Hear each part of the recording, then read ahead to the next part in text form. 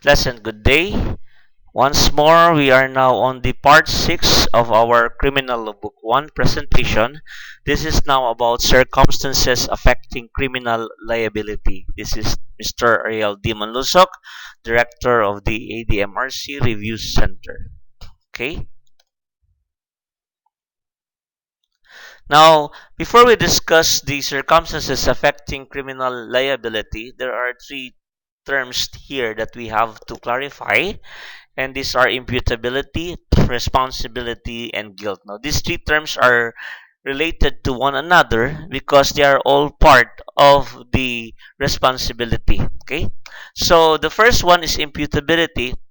This is the element which will make the quality by which an act may be ascribed to a person as its author or owner. Meaning, this is the quality of the act that will point out as to who is the perpetrator or who is responsible for the act that was committed. Now, it implicates that the act committed has been freely and consciously done and may be therefore be put down to or doer as his own or very own. Okay, so once imputability is proven, then responsibility will comes later on. Okay, because in our judicial system, we have to first prove the guilt of the person. So after imputability, we have to prove the guilt. And once the person is found guilty, that is the time that he has to suffer the consequences of what he has done voluntarily, intellectually, or willingly. Okay? So guilt is an element of responsibility. For a man cannot be made to answer for the consequence of a crime unless he is found guilty. Okay? And responsibility is the obligation of suffering the consequences of a crime. It is the obligation of taking the penal and civil consequences of the crime. Now, why there is penal and civil? Because that is mandated by the law. Under Article 100 of the Revised Penal Code, it indicates that every person who is criminally liable is also likely to be civilly liable, okay, for the damages that he caused to the offended party. Now, let's discuss the circumstances. Now, in this video, I will be focusing on the justifying circumstances, but I will give an insight one at a time for these 5 circumstances. Or let's make it 6 because there is one circumstance that is not enumerated in one article, but rather spread out through the different articles of both Book 1 and the Book 2. Okay, so originally what is listed is in Article 11 to 15. We called it in acronym JEMAA. Okay, not the terrorist group, no, Jemaah Islamiyah. This is JEMAA. So if you will add one more that's Jemaah. Okay, so J stands for justifying, E exempting, M is mitigating, A aggravating, another A is alternative, and the one that is spread out in the Book 1 and Book 2 is the absolutory causes. Okay? Now, what's the difference? Now, justifying circumstances is an excuse to criminal liability. So, means to say, these are acts or circumstances that makes the acts lawful. So, therefore, you did not transgress the law, you are not criminally liable. Okay? On the other hand, what is exempting? Exempting, the act is considered unlawful. Okay? So means to say there is a crime committed, but because of these circumstances, there is a lacking element on the crime which makes the person not criminally liable. But it doesn't mean that he has no liability at all. What is removed from this circumstance is only the criminal liability, but the civil liability still exists, which is to be paid to the offended party, with the exemption of one provision, which is the paragraph 4 of Article 12, which is if the incident is a mere accident. Okay?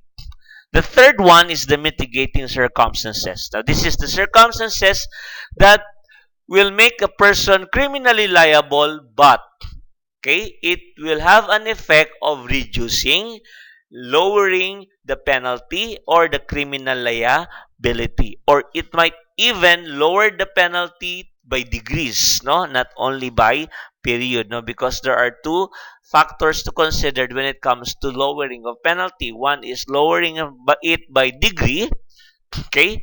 And which we have discussed in our previous discussion, yun po yung mga reclusion perpetua, reclusion temporal, prison mayor, ang tawag po natin dyan ay degrees of penalty. So if it is lowered by degree, bababa po siya ng isa. Okay? But if it is by period, we have three kinds of period in penalty. That's the minimum, medium, and maximum. And the usual effect of one mitigating circumstances is to lower the penalty to a minimum period. Okay? So we will discuss that more later in our succeeding video. Okay? Article 14, or the fourth one, is the aggravating circumstances. This is the opposite of the mitigating circumstance. Why? Because here, there is a crime, definitely. But the aggravating circumstances will make the act, okay, more graver. Thus, the penalty is usually imposed in its maximum period. Okay? Normally, the effect of aggravating is only to increase the penalty to the maximum period. Okay? Not to put it higher in degree.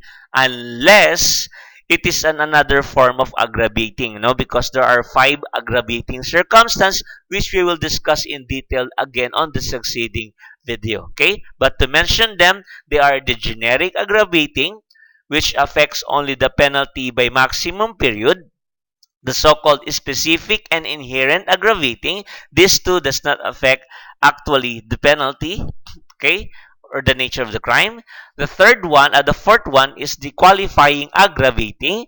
This is a more higher level of aggravating. Why? Because it affects the nature of the crime. No, once there's a qualifying aggravating, the crime will go to a higher level. Now, just like for example, in killing, if there is an ordinary killing, we call it homicide. But if it is attendant with qualifying aggravating, that will level up to a so-called murder case. Okay, so that is an example of a qualifying circumstance, okay, by which the penalty will be higher, definitely, because the nature of the crime is changed to a higher level.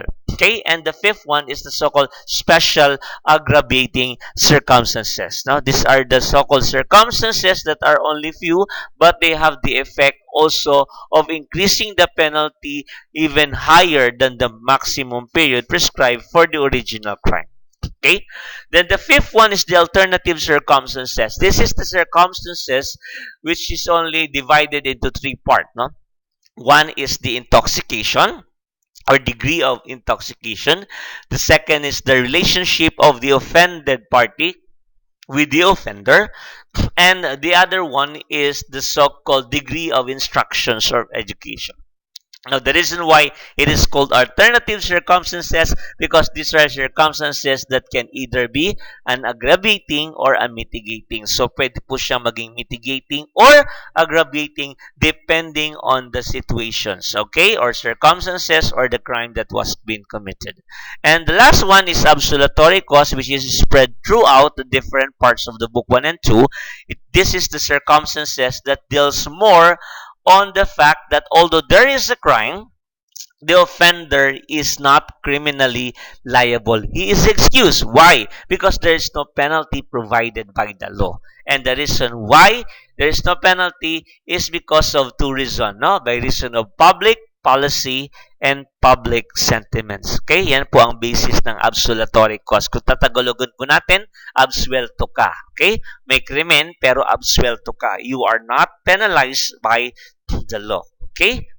Now, let's go now to the justifying. And actually, if you look at it, the first 5, the justifying, exempting, mitigating, aggravating, and alternative, the 2 of which will have a great effect, which is the justifying and exempting. Why? Because they will excuse a person from criminal liability. Okay? Now let's have a comparison, no, between justifying and that of exempting. But first, let's discuss justifying. Justifying circumstances. The act is lawful. Thus, there is no crime and no criminal. Okay? What about in exempting circumstance? In exempting circumstances, the act that was committed is unlawful, but There is no crime, or there is a crime rather, but there is no criminal liability. So as you can see, there are already two distinctions here. One, the justifying the act is lawful. In exempting, the act is labeled as unlawful, meaning you violate the law. Okay. But in justifying, there is no crime. In exempting, there is a crime because the act is unlawful. Now, saan sila nagkapareho? They are the same in the last part. What is that? There is no criminal liability. Okay? So both justifying and exempting will have the effect of removing the criminal liability. Okay, now let's go to the second one. In justifying no criminal and civil liability, that's more better, no? In justifying not only civil, not only criminal, but it also remove the civil liability o yung daños perjuicios na tinatawag in Castilla. Okay? Except for the paragraph 4. Okay, of Article 11, which we will be discussed later on. Yun po yung avoidance of greater evil or injury, also known as state of necessity. Now, what about exempting? There is no criminal liability, but there is civil liability. So that's the great difference between exempting and justifying. There is a civil liability for exempting, but there is one exempting that might also excuse the offender from civil liability, and that is the paragraph 4 of Article 12, which pertains to a purely accidental situation. Okay. Now, another distinction. Justifying circumstances is an affirmative defense. Now, why affirmative defense? Because it is a lawful justification. Okay? And in that case, if a person was charged for an offense and there is a justifying circumstances, under the rules of evidence, the burden of proof will now be, okay, carried on by the defense. Why? Because he have to prove, okay, the so-called the defense that he has based on clear and convincing evidence. Yun naman po yung quantum of proof na kailangan natin. So instead of the general rule that we use the proof beyond reasonable doubt, in case of justifying circumstances, the quantum of proof required is only clear and convincing evidence. Okay? Now, just a little clarification. The burden of proof as a rule is always on the prosecution. Okay? Because it is the duty of the prosecution to prove the case, having been the one who filed the case. But in case of justifying circumstances, so the court gives the duty to prove the case to the defense because he is alleging an affirmative defense.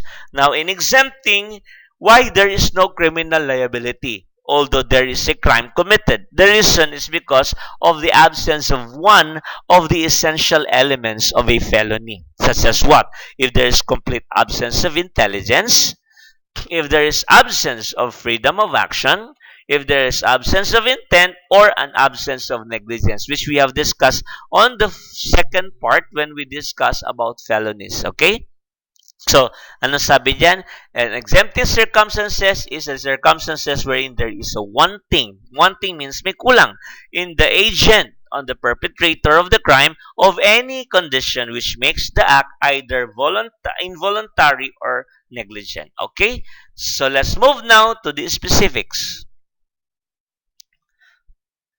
There you are, justifying circumstances. Originally, under the Article 11 of Book 1, there are only 6 justifying circumstances. And they are 1. Self-defense, 2. Defense of relative, 3. Defense of stranger, 4. Avoidance of greater evil or state of necessity, 5. Fulfillment of duty or lawful exercise of rights, and 6. Obedience to order issued by superior for some lawful purposes. But because of the approval of Republic Act 9262, otherwise known as the VAUSI law, the law regarding anti-violence against women and children, there is additional one justifying circumstances, and that is the battered woman syndrome. Okay, so let's discuss them one at a time by discussing their elements. Okay, so actually the self-defense The defense of relative and defense of strangers carries two common elements. The only difference between the three or among the three is the presence of one element, the third one. Okay, so let's discuss now self-defense. Okay, self-defense has three elements, and what are they? First is unlawful aggression. Second, reasonable necessity of the means employed to prevent or repel it. And the third is the lack of sufficient provocation on the part of the person defending himself. Okay. So what is the most important? This is as in the board. The most important and indispensable element of self-defense, even in defense of relative or stranger, is the number one, the unlawful aggression. Why? Because the law said and the jurisprudence provides there can be no self-defense now nor incomplete self-defense if there is no unlawful aggression. Now, what is this unlawful aggression? For better understanding, we have here the definition of what unlawful aggression is. It is defined as the assault or at least threatened assault of an immediate and imminent nature. So, Tagalogin po natin po. Assault, meaning pag-atake, no? Or at least threatened assault, yung bang napipintong pag-atake. At ito'y dapat agad, no? Immediate or imminent. There is already an existing danger. Okay? So, when somebody shouted at you, there is no imminent danger there. Okay? So, it cannot be used as an unlawful aggression. Okay? If somebody try to stab you with a knife, is there unlawful aggression? Yes, because that poses a threat, okay, an imminent danger on the life of the other person. Okay, so that's the basis or that's the way we determine the existence of unlawful aggression. It depends upon the nature and the eminence, no? Kung gaano ka, kung yan ba immediately. Okay? If I tell you, bukas sasapakin kita, there is no yet unlawful aggression because there is no immediate or there is no imminent danger yet. Okay? So it's very important that there must be unlawful aggression. So if somebody attempted to draw a gun and point it at you, there's already unlawful aggression because there is at least a threatened assault. Do you need or do you have already the reason to make a defense? The answer is yes. Okay. The second element is reasonable necessity. Now, reasonable necessity is something that we have to clarify. Why? The law did not say that your defense must be equal or proportion. Okay? It must be something that is reasonable. And what reasonable depends on what? The following. One, the circumstances. Like, for example, if a woman is walking on a dark alley and somebody grab him, a man grab him from behind, that is already considered as an unlawful aggression. Okay. If the woman has a knife in his wallet or in his bag, he can use the knife as a defense. Why? Because the attacker is a man and the offender here or the offended party here is a woman. And it is in a dark alley where no one can help or assist him, so all that no one can help her, no, or give aid to her. So definitely she must use all means in order to protect herself, being of a lesser gender, the female one. Okay? Second is the so-called incidents, no, that happens in the church. So if the assault happens in a church, for example, a man grabbed the leg of a woman. Okay. So is it reasonable for the woman to stab the man? Answer is no, because it is a public place where there are a lot of people around. The woman can ask for help. So that is an example of reasonable necessity based on circumstances. And what about age? Oh, definitely. If the would-be victim is a minor, like for example, below 12 or under 7-year-old child, and the assaulter or the offender is an adult about 21 and above, then by all means, the one defending himself can use an instrument or weapon to defend himself. Why? Because of the proportion on age. Okay? And we also mentioned about gender already and the use of the weapon. So again, the guiding principle here is what is reasonable depends on the circumstances, age, gender, and the use of weapon by the offender and the offended party. Okay. The third element is the lack of sufficient provocation on the part of the person defending himself. What does it mean? It simply means that the the offended party should have not started a provocation that is sufficient to make the person act and assault him or her. Okay? So, if you insult a person in public and slap the face of the person, that will be a sufficient provocation for the person to assault you. Okay? But if you're not doing anything, somebody just immediately attack you, then there is no sufficient provocation on your part because you have done nothing, no, in order to provoke the offender to assault you. Okay, so if all these three elements are present, then you have a clear what? Self-defense. Now, take note that all these three must exist, no? It is not right anymore that if the offender initially attacked the victim or offended party, but the offended party was able to make a defense, okay? The offender ran away and the offended party pursue or chase the offender, there is no more self-defense on that. Why? Because when the offender ran away, there is no more unlawful aggression. So pursuing him or chasing him will amount to an act of retaliation. And retaliation will not excuse a man from criminal liability. Okay? That will make you criminally liable, although you might avail of a mitigating circumstances, no, because he made the first attack. Okay, that's how you appreciate self-defense. Now, what about defense of relative? Actually, the defense of relative also has the same 1 and 2 element. What is the difference? The difference is the third element. This time, it's not about whether the offended party provoked the offender. It's about if there is a provocation, if the provocation was given by the person attacked, that the one making the defense had no part therein. What does it mean?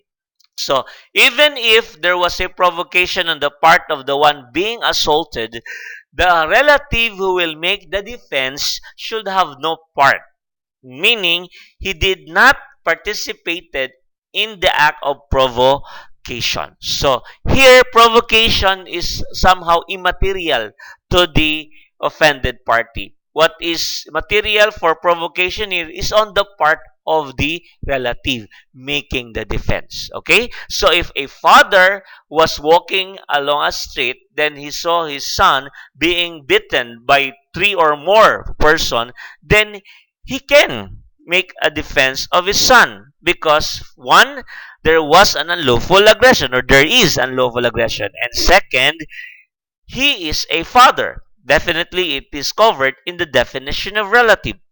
And third, he has no participation, whether or not the son or the other party is the one who started the quarrel or the fight. Okay, so that's how you appreciate the third element of defense of relative. But then again, I always tell you, you have to include again the first and the second element. Nandun pa rin po siya.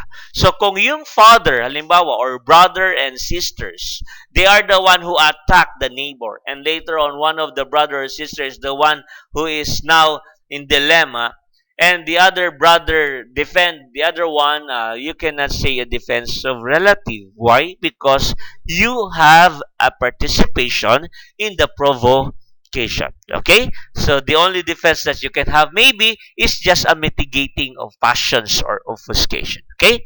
As provided by Article 13. Now, what about defense of stranger?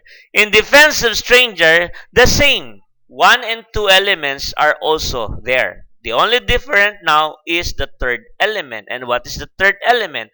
The person defending be not induced by revenge, resentment, or other evil motive. Now, you might be asking, sir, relatives, sino pong kasama sa relatives? Pursuant to the provision of the Article 11 under this relative, the relative here are only those people who are within the fourth civil degree of consanguinity and affinity.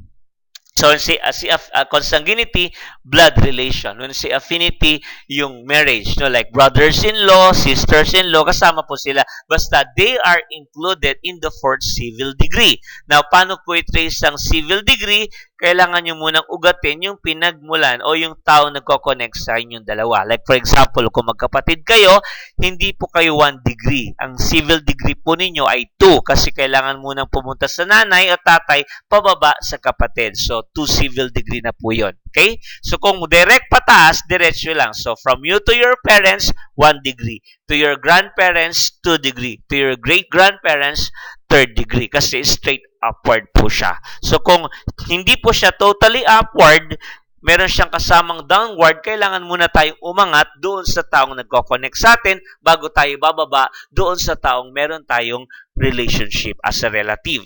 Now, sa blood relationship, yung first cousin, sakop yan ng fourth civil degree.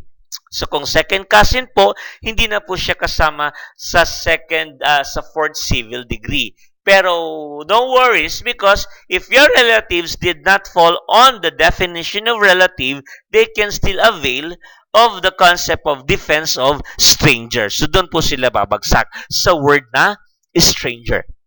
Okay? At ito naman po ang magiging element ng defense of stranger. Nandun pa rin po yung unlawful aggression, nandun pa rin yung reasonable necessity, but the difference is the third part now.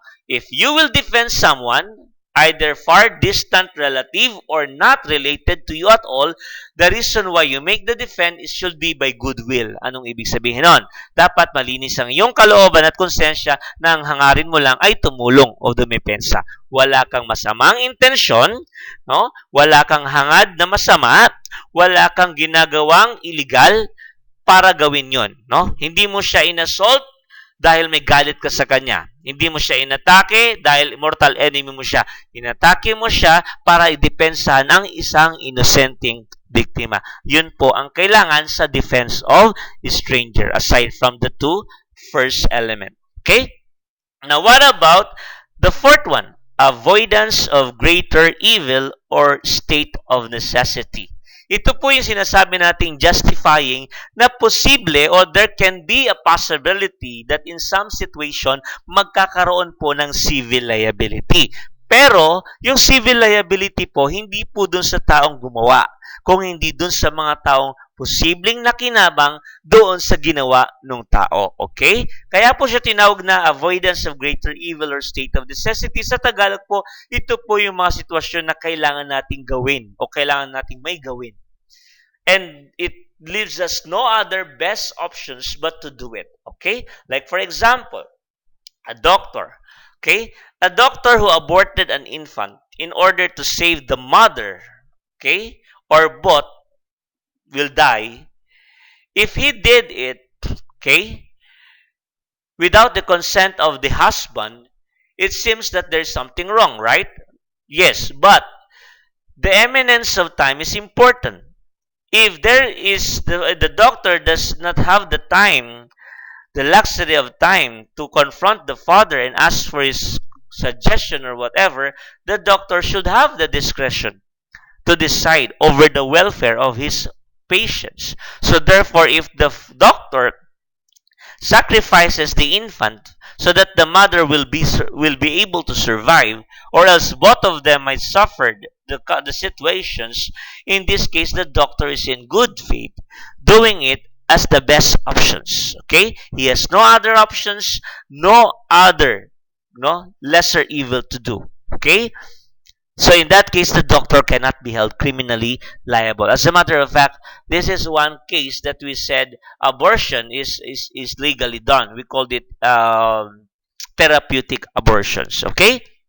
Now, kailan pwede magkaroon ng civil liability? For instance, there is a big fire that is already raging a populated slum area. Okay? So, the neighbors decided to destroy the nearby house so that the fire will not run over the other remaining houses. So if that is the decision that they made in order to prevent greater damage, then they are acting in good faith. But the families or the neighbors whose house was saved should at least make good with the owner of the house which was sacrificed. Okay, that is where civil liability might exist. Okay, the reason, the logic maybe here is because of the principle on human relation, that no one should be unjustly enriched or at the expense of other people. Okay? So, na-sacrifice yung bahay nila, naligtas yung bahay ninyo. So, sana man lang, bigyan natin sila ng consideration. Okay? We have to pay back for what good that they have done. Okay?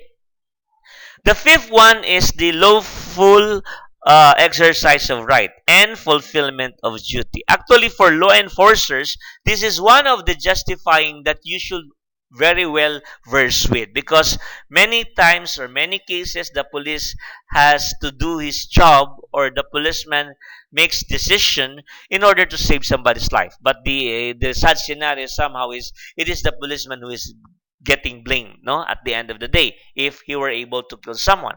Okay, but the law said if your act is within the bounds of what is provided by the protocol on your performance of duty, then you are not criminally liable because you are just fulfilling your duty. Now, what are the elements of fulfillment of duty? Siyempre, first and foremost, the act must be done in the performance of your duty or in the lawful exercise of your rights. Meaning, you are just trying to exercise the rights that is what? Given to us, and the rights that are naturally ours, no? As mandated by our nature and by our constitution.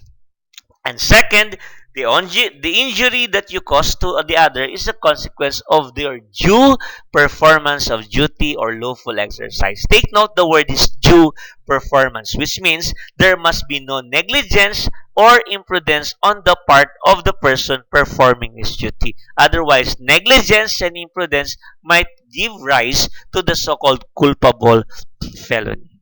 Okay? So may kasabihan po sa ating mga kapulisyan, di ba? Damn if you do, dead if you don't. That's why if you are a policeman, you have a great challenge, and that is how you practice or exercise your police discretion, because everyday situation might be unique and different from the previous situations. Okay? The same is true if somebody enter your house at night through the window. So you have a lawful right to defend your property. So that can be an act of lawful exercise of right if you would wound or would assault the person because he poses already an immediate danger either to your life or to your property. The next one is obedience to order issued by superior for some lawful purposes. Okay? Ito po yung six circumstances na nasa ating Article 11. And the elements are two. One, there must be a lawful orders. Take note, dapat yung utos nanggaling sa taas. At ito po'y legal na utos, hindi illegal. So kung illegal ang inutos sa'yo ng hepe mo, hindi mo siya dapat sundin as a rule. Why? Because the law only excuses if the order is lawful. Second, the means employed. Yung pamamaraan na ginawa mo para gawin yung utos must also be lawful. Okay? Ito yung sinasabi natin. The ends does not always justifies the means. Kailangan, hindi lang yung purpose ang lawful. Kailangan yung pamamaraan na ginawa mo to carry out the order must also be lawful. So, maaaring legal yung utos, pero kung illegal yung pamamaraan, pwede ka magkaroon ng liability. Tulad ng nangyari kay Oanis, di ba? There's a lawful order, kaya lang they shot a person, the wrong person. So there is a negligence or fault here. So the act seems to be unlawful already. Okay? So that's why Oanis and his men were charged and held liable for the killing of an innocent person. Okay? And lastly is the so-called battered woman syndrome. Actually, this is more complicated somehow because, in battered woman syndrome, The moment the woman is qualified as battered woman, no? And the law requires at least 2 cycle of battering. So pag sinaktan mong wife mo, physically, psychologically, mentally, once lang, hindi pa po yun considered as battered woman syndrome. Kailangan po yung 2 cycle of battering. And the danger is, pag pumasok po yung 2 cycle of battering, kahit wala yung elements of self-defense, defense of relative, or strangers, kahit wala po yon, no? If the woman killed his wife, husband rather, ex-husband, boyfriend, or kung sino man yung karelasyon niya, and the woman is under battered woman syndrome, my God, the woman is not criminally and not civilly liable. Okay? That's why, guys, this is a warning to you. Okay? Never abuses your wife, your partners, because they have this 9262, okay? Battered woman syndrome. And sorry for us, wala pong battered husband syndrome, no? O wala pong battered man syndrome. Okay? So that's for, as I said, I will be discussing in another video yung ating exempting circumstances, mitigating, aggravating, and the rest of the circumstances. Once more, thank you and continue watching. Let's count our blessing. Mental health is a big deal for us now, especially at this time of pandemic. Thank you and God bless us all.